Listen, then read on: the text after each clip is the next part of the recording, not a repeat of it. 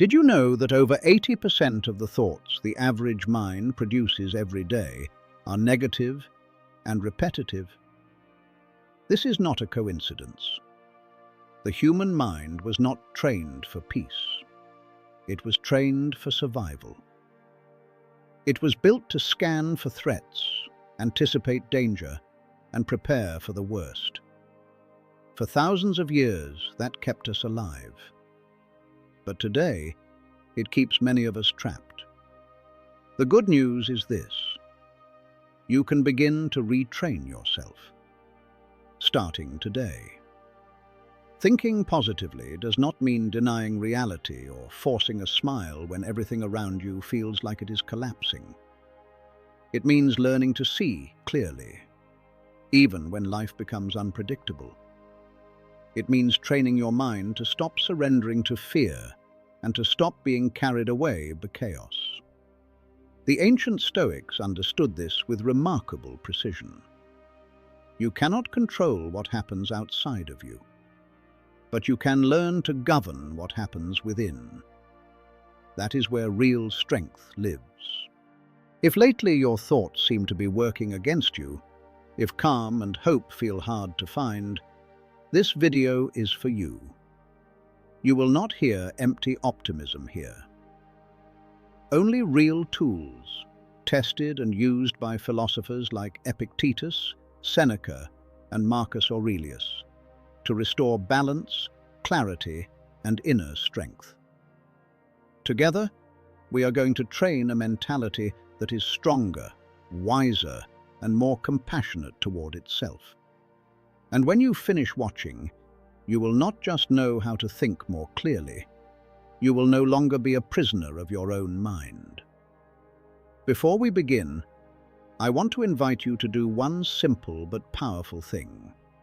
Take a slow breath and write in the comments, "Today, I choose to think with calm." That phrase is not just a comment. It is a commitment to yourself. Every time you repeat it, you remind yourself, you have the power to choose how you think, even when life becomes difficult.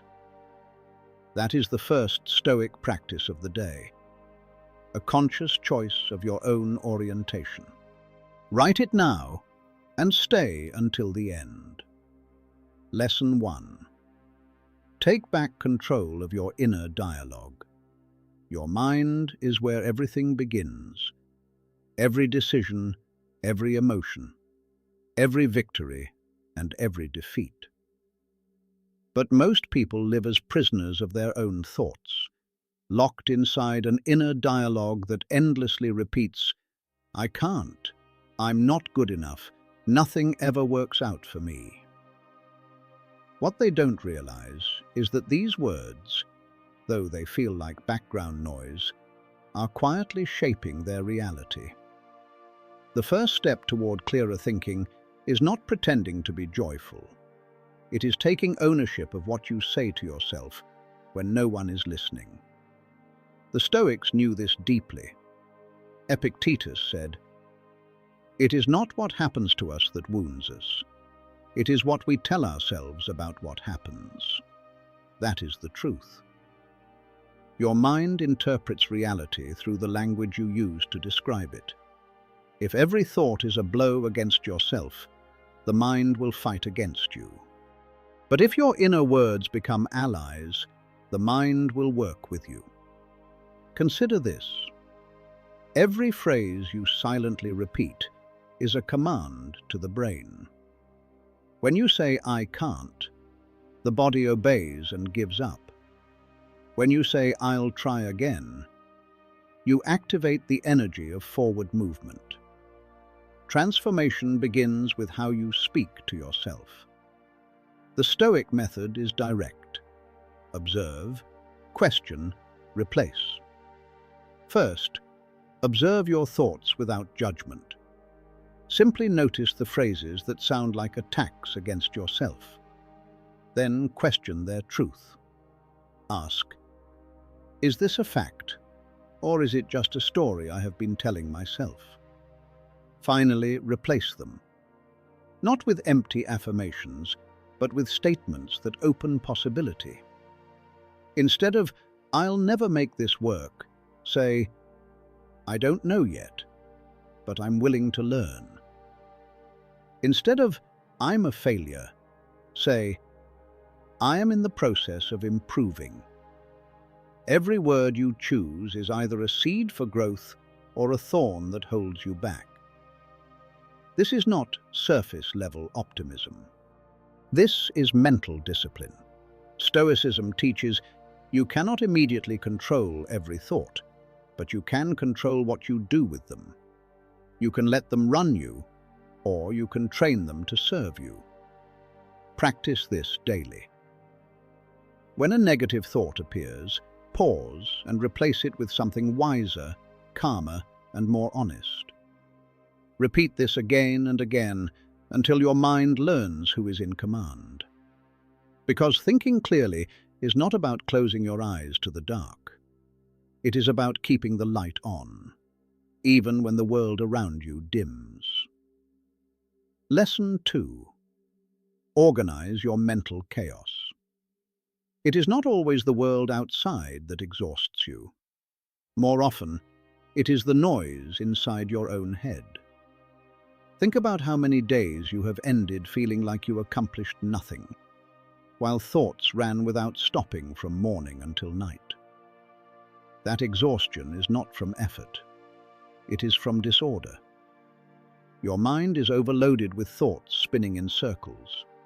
Doubts, anxieties, old regrets, self-criticism. All of it creates a constant static that steals clarity, energy, and direction.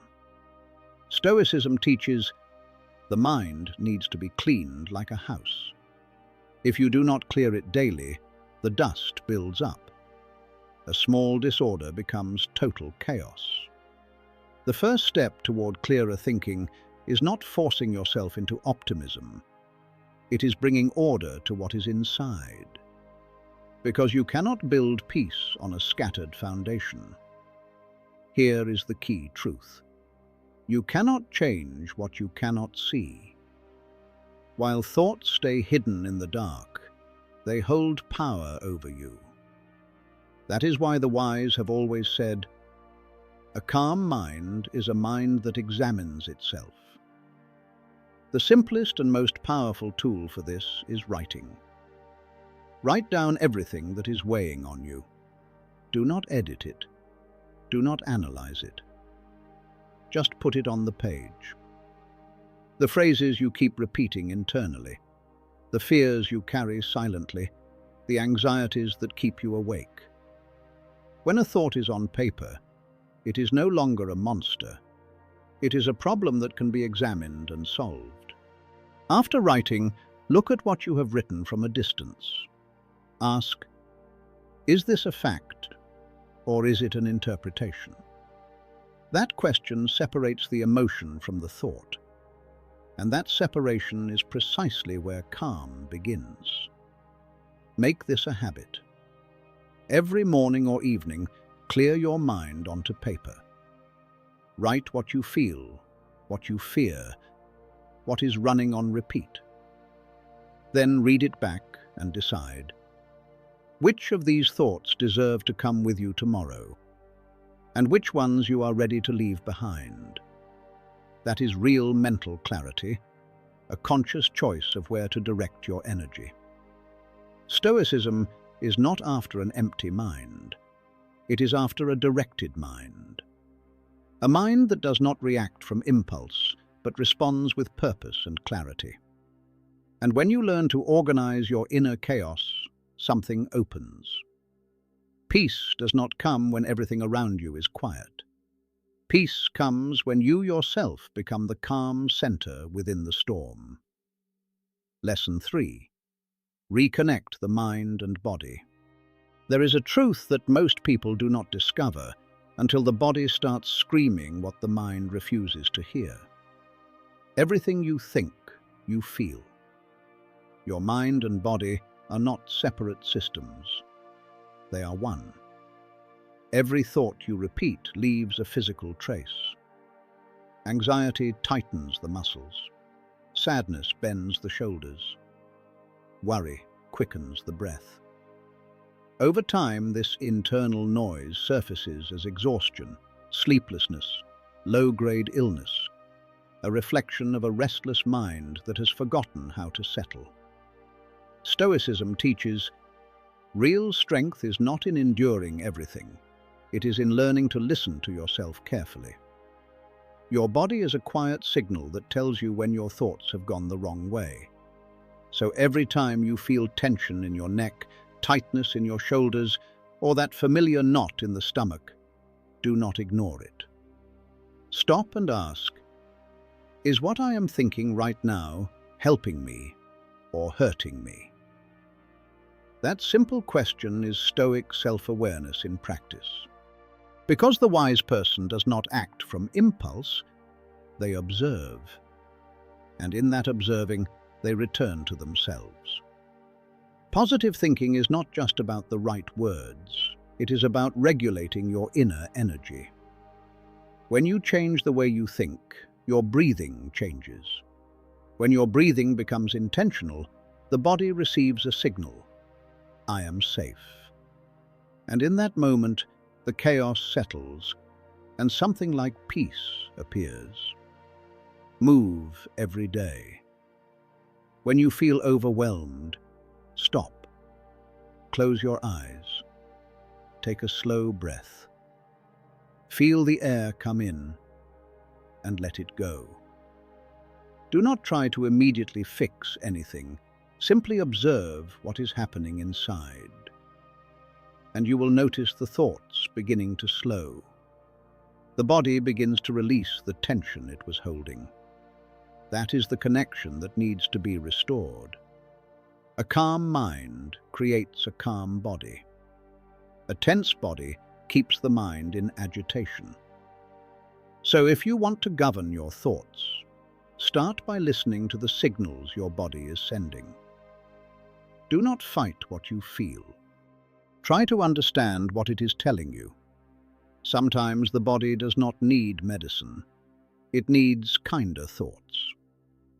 Lesson 4. Shape your mental environment. Your mind is like a garden. Everything that enters it, words, images, conversations, ideas, becomes a seed. Some grow into calm, strength, and clarity. Others grow into doubt, noise, and fear. And while you cannot control the weather in the world, you have complete authority over what you choose to cultivate inside yourself. The problem is that most people live surrounded by an environment that quietly drains their mental resources, and they do not notice it happening. You surround yourself with people who complain constantly. You consume content that feeds fear. You spend hours in conversations that go nowhere and leave you feeling hollow. And gradually, almost invisibly, your mind becomes a reflection of the external chaos you absorb. This does not mean you are weak. It means your environment is programming your thoughts. If you hear negativity every day, your mind will start to believe the world is hostile. If cynicism is the air around you, you will lose faith in effort. So the first principle is simple but profound. Protect your mental environment the same way you would protect your home. You would not let just anyone walk in and leave garbage in your house. Why do you allow any thought, any person, or any piece of content to do the same to your mind? Be selective about what you consume. Notice which conversations lift you and which leave you empty. This is not selfishness, it is mental discipline. Marcus Aurelius wrote, "A person's life is what their thoughts make it. But those thoughts do not arise from nowhere.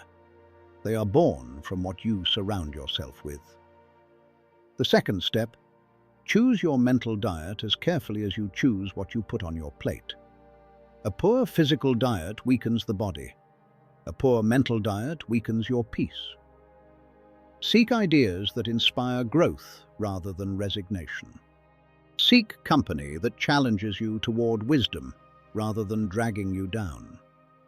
The third step: create spaces of silence. In a world overloaded with noise, silence is an act of resistance.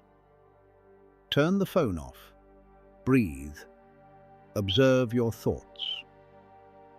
It is in silence that the soul finds its balance again. The modern Stoic understands the environment is not only what is outside, it is also what is inside. When you clear your inner space, even external chaos loses its grip on you. Lesson 5. Your physical posture shapes your mental state. Your body speaks before your words do. Every movement, every breath, every gesture sends a signal to your mind.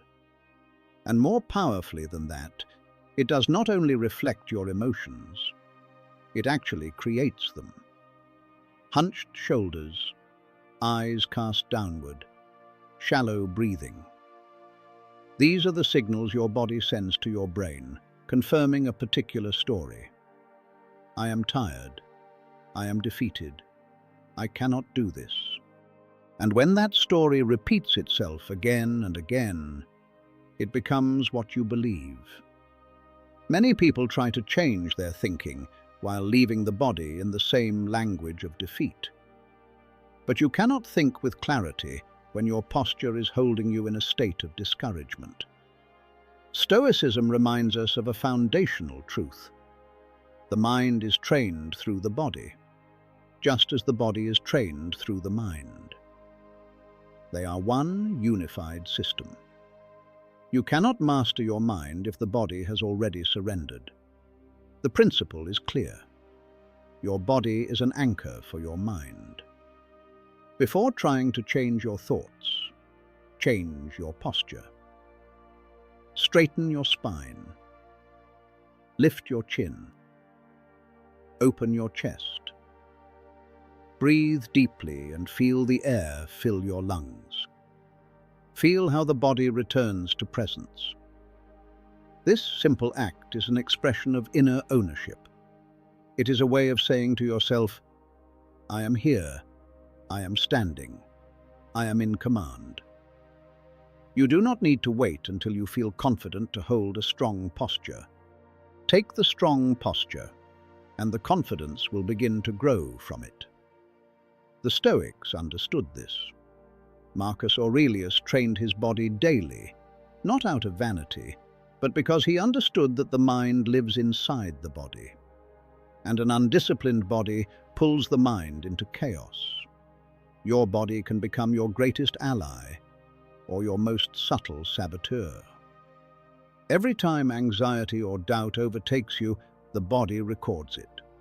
Tense shoulders, a clenched jaw, breath that shortens.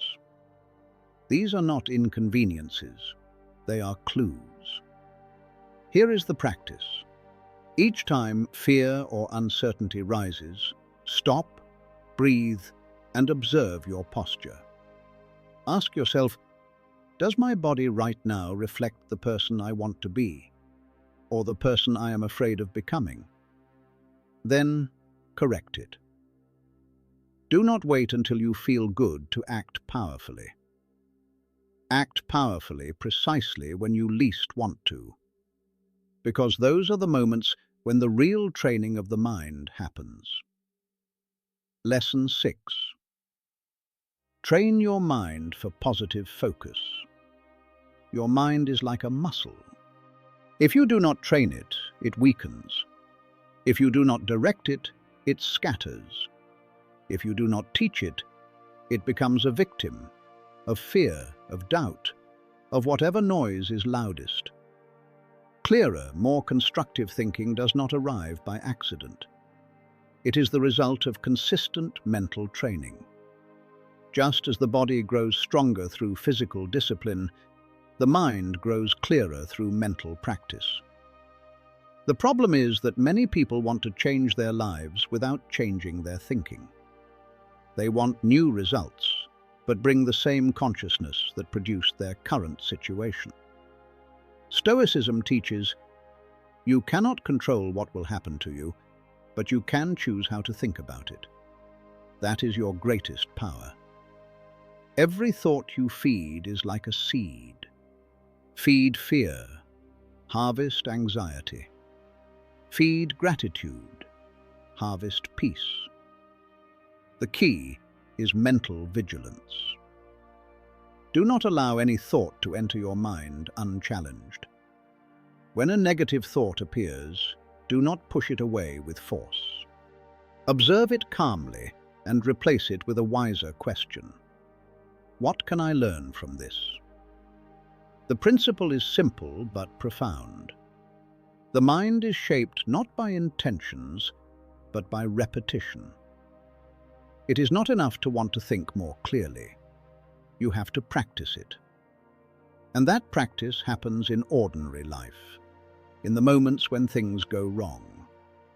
When something does not work, there are two paths: fall back into the old pattern of complaint, or apply a new response, calm, considered, deliberate. Every time you choose calm, you strengthen the mind. Every time you choose complaint, you weaken it. Imagine your thoughts as the paint with which you color your own perception. If you fill yourself daily with criticism, guilt, and comparison, your experience of the world grows darker. But if you consciously cultivate gratitude, courage, and purpose, your mind begins to shift in tone. This is not about denying reality or pretending everything is fine. It is about seeing the world with wisdom, with the eyes of someone who understands that even pain can be a teacher. Mental training begins with small habits. Every morning, spend 1 minute acknowledging 3 things you are grateful for, no matter how simple. At the end of each day, in quiet, recall at least one good thing you did, even if it feels minor. These moments are like a reset for the mind. What you repeat becomes your nature. As muscles respond to training, the mind responds to conscious practice. The Stoic truth is this: you cannot control the world, but you can control how you perceive it. And when you master that skill, no external situation can permanently disturb your balance. Lesson 7. Build yourself a mental sanctuary. There is one quiet battle that every person fights: the battle inside their own mind. You can have achievements, recognition, even love. But if your inner dialogue is a battlefield, you will always be living under tension. The problem is not what the world says about you. The problem is what you say to yourself each day. Many people look for confidence in external results. But genuine strength is born from a mind that respects itself. Without that inner self-respect, no achievement will ever be enough. Stoicism teaches, the soul must be its own refuge. You cannot control other people's judgments, but you can build inside yourself a space that criticism, failure, and doubt cannot reach. That space is what we call a mental sanctuary. And to build it, you do not need temples or rituals, only inner discipline. It begins with the decision to stop speaking to yourself as an enemy and to start treating yourself as an ally. The principle is clear. You cannot be both your own torturer and your own rescuer at the same time. If you turn every mistake into a punishment, every fear into self-attack, your mind becomes a prison. But if you transform your inner voice into an honest, firm, and compassionate advisor, that space becomes a refuge, a place where you can breathe, think, and recover. The first step is observation. Listen to how you speak to yourself in difficult moments. Are you supporting yourself, or dismantling yourself? Every repeated thought becomes part of the architecture of your inner home. If you fill it with resentment, it crumbles. If you fill it with understanding, it becomes solid, full of light, and livable. This does not mean justifying your mistakes. It means learning from them without self-hatred. Because self-compassion does not weaken, it builds. The second step: set mental boundaries. Not every thought deserves your attention. Not every emotion deserves your full presence.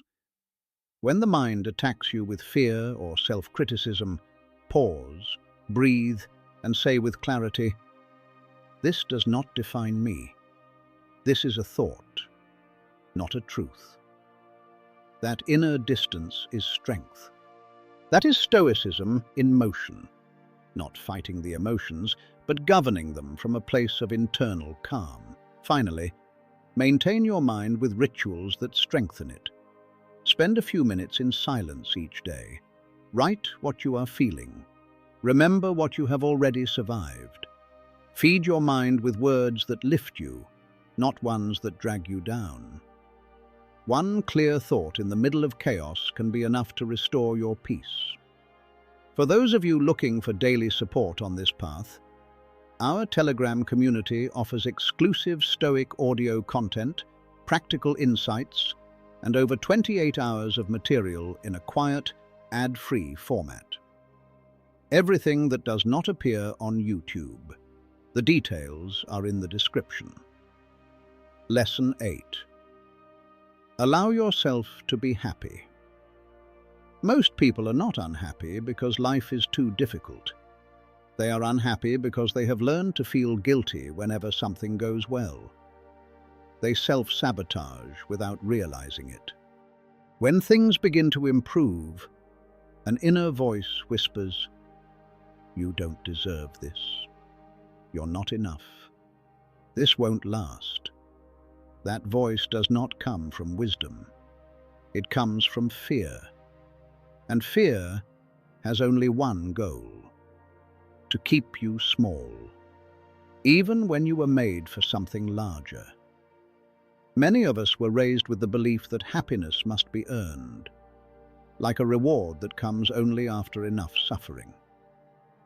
But Stoicism reveals a different truth. Happiness is not something you chase. It is something you practice. It does not appear when everything is finally perfect. It appears when you decide to look at life without resentment. When you choose gratitude for what you have, rather than obsessive pursuit of what you lack. When you learn to release the guilt of allowing yourself to experience joy, even when others around you are struggling. The principle is simple and powerful. Happiness is an act of permission, not conquest. No one can give you the right to be happy. Only you can do that. Marcus Aurelius wrote, "A person's life is what their thoughts make it. If your thoughts punish you, you live in a sentence. If your thoughts approach you with compassion, you live in freedom." The first step: stop justifying your own joy. You do not need to suffer in order to deserve rest. You do not need to be perfect in order to deserve love. You do not need to have everything figured out in order to allow yourself to smile. Start small. Give thanks without conditions. Allow yourself to feel something good without immediately bracing for it to be taken away. Do this, even when your mind says it is not the right time. Because the right time will never come if you keep waiting for life to fully arrange itself to your expectations. The second step: recognize the trap of not yet.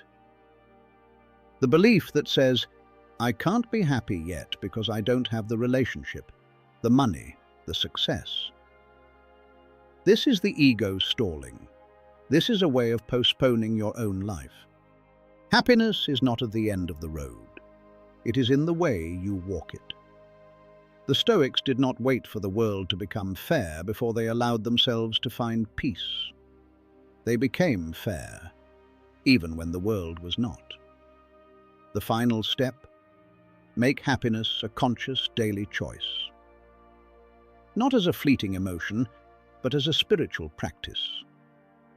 This means caring for your mind like a garden, protecting your energy, choosing thoughts that lift you, surrounding yourself with people who do not extinguish your light. Being happy is not naivete. It is an act of quiet defiance. It is the courage to look into the dark and refuse to let it steal your faith. If you have made it here, something inside you has already begun to shift. You may not be able to control everything happening around you, but today you took a meaningful step toward caring for what is happening within. And that is where all real transformation begins. Before you go, I invite you once more to write in the comments, "Today I choose to think with calm." Let it be a symbolic reminder, a quiet promise to yourself, that no matter what happens outside, you always have the power to choose peace within. Dear viewers, if this video added something to your life, subscribe to the channel like this video and hit the bell so you never miss a new video. Share your thoughts in the comments. I am always glad to hear from you. Thank you for watching, and I will see you in the next one.